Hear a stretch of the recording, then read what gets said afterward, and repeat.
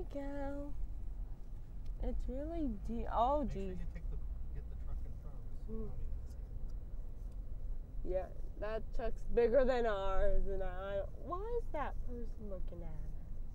Oh, look how deep this is! I'm actually glad you bought a truck once in my life, and not like a Mustang or something. This is ridiculous. Can we not go any deeper than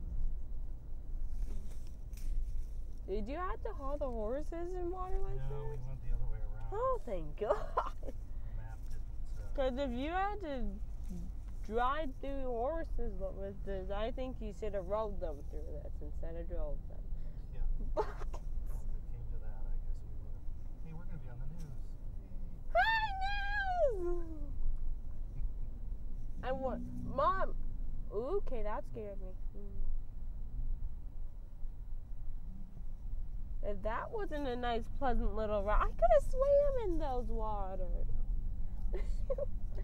I was on the In swim 800 team. feet, turn right onto Shield Road. I was on the swim team last year. It's not deep enough for you to swim. If we can drive through it, then it wasn't deep enough. Turn right onto Shield Road. I could float in it. Maybe. Okay, that's it.